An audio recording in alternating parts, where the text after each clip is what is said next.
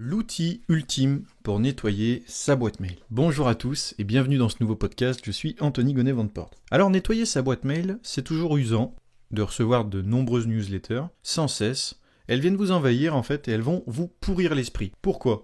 Vous avez votre boîte mail, vous avez des mails importants et forcément vous allez passer à côté parce qu'il y a toujours une vieille newsletter qui traîne et qui va vous pourrir l'esprit.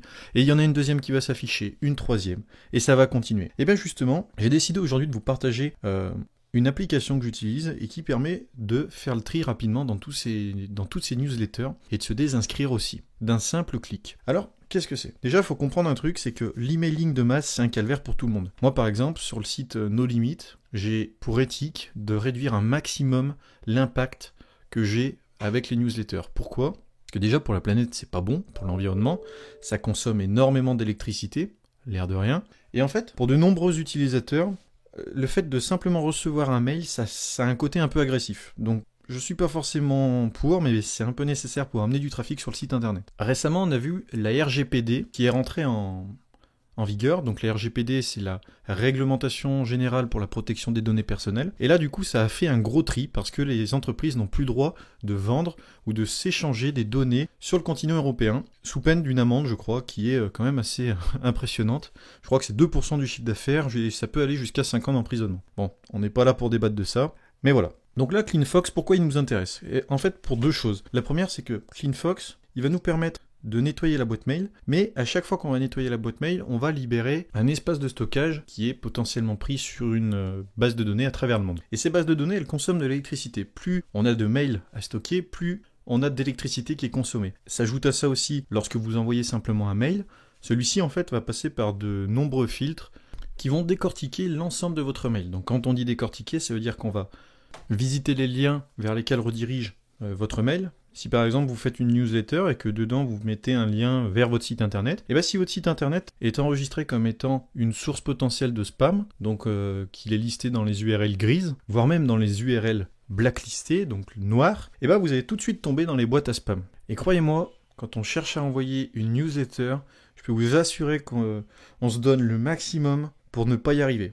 Donc voilà, vous connaissez un petit peu le principe général, on va dire. Retenez juste que ça consomme beaucoup d'électricité, l'ensemble de ce système, et cette application, d'un simple sweep vers la droite ou d'un sweep vers la gauche, finalement comme sur des applications de rencontres, que je ne citerai pas volontairement, et ben ça va vous permettre de faire un tri qui est juste colossal. Chez certains de mes clients qui sont des chefs d'entreprise, principalement, je peux vous dire que sur des boîtes mail où on trouve 2000 emails non lus, et encore je reste gentil, quand vous utilisez simplement l'application, que vous la lancez, que les mails se chargent et que vous commencez à faire du sweep droite, sweep gauche, et ben vous faites vraiment le tri rapidement. Là, je viens de récupérer l'article, parce que j'ai coupé au montage, mais j'ai récupéré l'article que j'ai fait sur le site No Limit.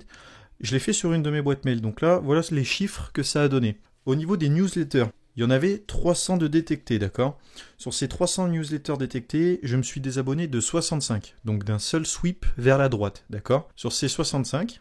j'ai supprimé 2486 emails et derrière, ça a quand même permis d'économiser 24 kilos de CO2 sur une année. Et l'air de rien, si on analyse ça vite fait, vous voyez, imaginons qu'on mette ça à l'échelle d'un village ou qu'on mette ça à l'échelle d'une grande ville de, je sais pas moi, même 10 000 personnes.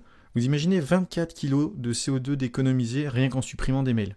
Enfin voilà, moi c'est un truc qui m'avait plu et je voulais vous le partager parce que je pense que ça peut être intéressant d'une, sur le point de vue de la vie quotidienne, de nettoyer votre boîte mail et de vous désinscrire de toutes ces saloperies qui viennent remplir votre boîte mail, et de l'autre pour le côté environnemental où vous agissez encore pour la planète tout simplement, et c'est quand même important de s'en préoccuper parce que, elle n'est pas éternelle.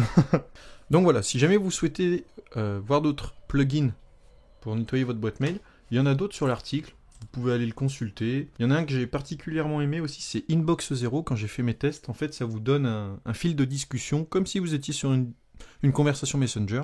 Et l'air de rien, c'est très pratique. D'ailleurs, petit point sur la confidentialité de vos données. Toutes les informations que CleanFox va avoir accès sur vos boîtes mail sont confidentielles et anonymes. Son business plan, en fait, repose sur la revente de statistiques qu'ils vont eux-mêmes réaliser sur les newsletters qu'ils vont avoir collectées, celles qu'ils vont avoir supprimées pour ensuite les revendre à des sites de e-commerce. Eh bien écoutez, voilà, je pense vous avoir fait le tour un peu de ce plugin. Si jamais vous avez d'autres informations que je peux ajouter, vous pouvez vous rendre directement sur le site et m'en faire part dans les commentaires. Et puis moi, je vous dis à très bientôt pour un nouveau podcast.